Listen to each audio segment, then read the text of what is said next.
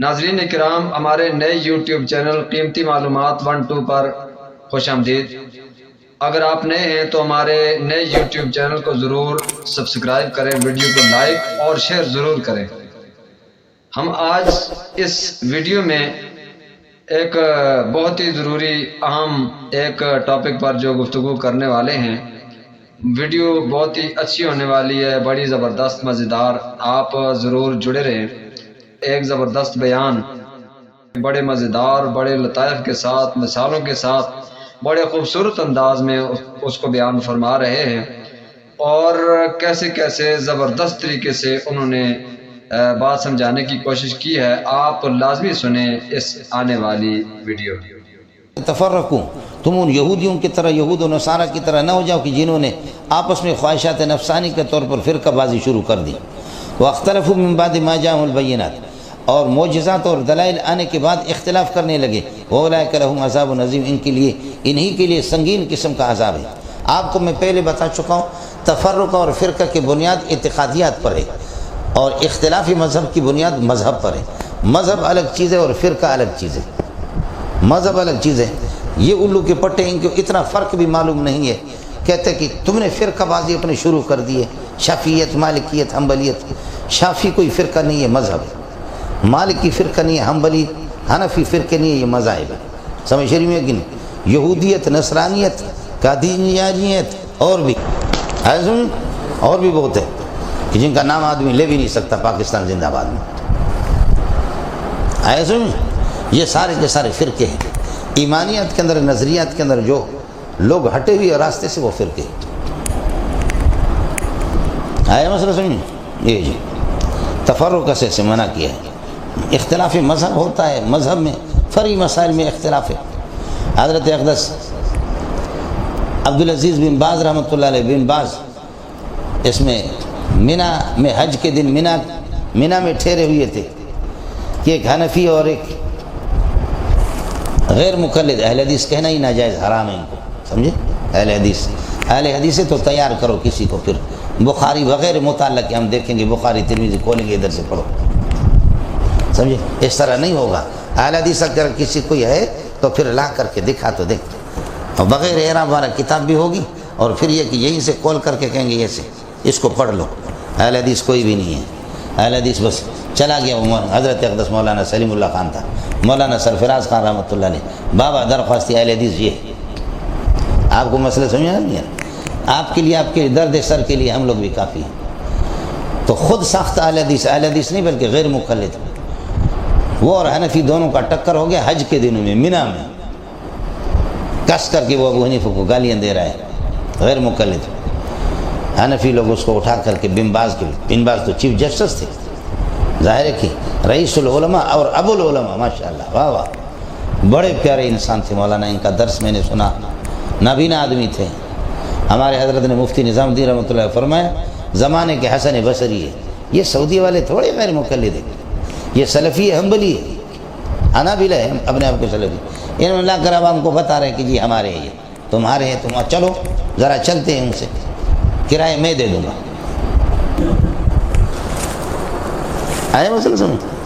حضرت کے پاس مسئلہ جب چلا گیا، علماء کے ساتھ بیٹھے ہوئے تھے کہ اس غیر مقلد نے ابو حنیفہ کو گالیاں دی۔ اللہ اللہ، سمجھے؟ یہ ہمارے جو بلوچ وہاں رہتے ہیں، بن باز کی خدمت یہ ہے کہ جن علماء نے کی، ہمارے اپنے مولک قاسم رحمۃ اللہ علیہ، سمجھے؟ بلوچ تھے، بیروئی تھے، ہمارے مینگل تھے، حضرت کی خدمت کافی زمانہ انہوں نے کی، سمجھے؟ آپ پتہ کریں لوگوں سے، بڑا ذہین انسان تھا، حضرت اقدس کے شاگرد تھے، مولانا سلیم اللہ خان رحمۃ اللہ علیہ کے۔ مسئلہ حضرت بن باز کے پاس چلا گیا اور پوری تفصیل حضرت کے سامنے آ گئی۔ حضرت نے فرمایا، الحج اشہر معلومات، فمن فرض فیہن الحج فلا رفث ولا فسوق ولا جدال فی الحج۔ حج میں جدال اور طیش میں آنے کی اجازت نہیں ہے۔ اللہ کی قسم اگر حج کے دن نہ ہوتے نا تو تمہاری کھال اتارتا کہ تم ابو حنیفہ کو کیسے گالیاں دیتے۔ مسئلہ صرف حج کا ہے۔ پھر علماء کو خطاب کر کے حضرت اقدس نے فرمایا ابو حنیفہ سے ہمارا کیا اختلاف ہے؟ فقہ اکبر میں کون سی غلطی ہے؟ عقیدۃ الطحاوی میں کون سی غلطی ہے؟ شرح فقہ اکبر میں کون سی غلطی ہے؟ ابو حنیفہ کے عقائد میں کون سی غلطی ہے؟ جب عقائد میں ابو حنیفہ کی کوئی غلطی نہیں ہے، ایک ہی ہے، ہم وہی عقائد عقیدت الطحاوی بھی پڑھاتے امام ابو جعفر طحاوی کے. جب عقائد میں ابو حنیفہ کے ساتھ متفق ہے تو کیا مصیبت ہمیں پڑی ہے؟ فری مسائل میں ابو حنیفہ کو لعنت بھیجے. واہ واہ. کہا کہ حج کے دن اس منحوس کو ہٹاؤ یہاں سے. حج کا دن نہ ہوتا تمہیں وہ سزا دیتا کہ تمہیں پتہ چلتا. جیسے کہ دو بندے جو ہے نا شور کر رہے تھے مسجد نبوی میں، تو حضرت عمر نے فرمایا علیہ بہما، ان کو پکڑ کر کے میرے پاس لاؤ. ادھر شور کر رہے تھے مسجد نبوی میں. فرمایا من این انتما، کہاں کے آپ؟ کہنے لگے طائف کے، باہر کے. فرمایا لو کنتم من اہل المدینہ، اگر تم یہاں کے تم مسافر ہو تمہاری رعایت کرتا ہوں. سمجھے؟ لو کنتم من اہل المدینہ، اگر تم یہاں کے ہوتے لاوجعتکما، ایسی سخت سزا تمہیں دیتا کہ تمہیں پتہ چلتا. اترفعن اصواتکما عند رسول اللہ، نبی کی مسجد میں تم لوگ اس طرح شور کرتے ہو. سمجھے؟ جبکہ قرآن کہتا ہے کہ یا ایھا الذین لا ترفعوا اصواتکم فوق صوت النبی ولا تجہروا له بالقول کجہر بعضکم لبعض ان تحبط اعمالکم وانتم لا تشعرون. نبی کے سامنے اس طریقے اور مسجد نبوی میں تم شور کر رہے ہو، مہمان ہو اس لیے تمہارے ساتھ رعایت کرتے. نکلو یہاں سے. یہ گل ہے جی، اچھی بات ہے جی. وَلْتَكُن مِّنكُمْ أُمَّةٌ يَدْعُونَ إِلَى الْخَيْرِ، تم میں سے ایک جماعت ہونی چاہیے. ہماری جماعت ہے. ختم نبوت کے لیے ہم نے جماعت ترتیب دی ہے، اور اللہ آپ کا اور 6 باتوں کے لیے ہماری جماعت ہے.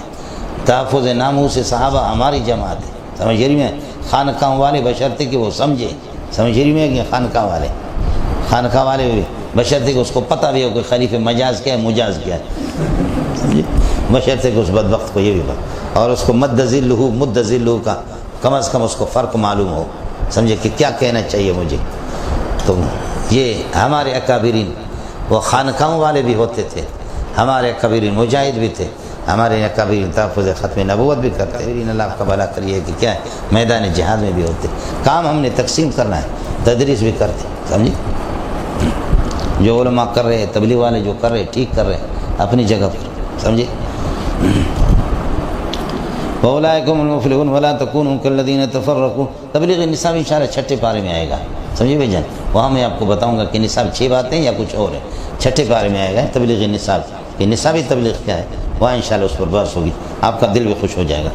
وَلَا تَكُونُوا كَالَّذِينَ تَفَرَّقُوا، یہود و نصارہ کی طرح نہ ہو جاؤ. الَّذِينَ تَفَرَّقُوا، جو کہ جنہوں نے آپس میں تفرقہ، آپس میں فرقے بٹے. واختلفوا من بعد ما جاءهم البینات، ان کے پاس یہ کہ بینات آ گئے، اس کے بعد من بعد ما جاء البینات.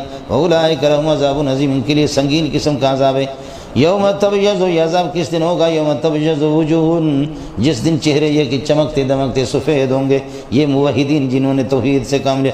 وتسود وجوہ، وجوہ المشرکین مراد ہے مشرکین کے چہرے کالے پڑیں گے. فاما الذین اسودت وجوہہم، جن کے چہرے کالے ہوں گے، یقال لهم، ان سے کہا جائے گا اکفرتم بعد ایمانکم، ایمان کے بعد تم نے یہ کہ کفر کیا، جب یہ حقیقت ہے جب تم کافر تھے. فذوقوا العذاب بما کنتم تکفرون، لہذا عذاب کو چکھ لو بما کنتم تکفرون. بات سبب ہی ہے، اسباب پر بحث کر کے آپ کو بتا چکا ہوں. اشاعرہ اور یہ کہ ماتریدی معتزلہ کا مذہب کہ سبب کیا ہوتا ہے.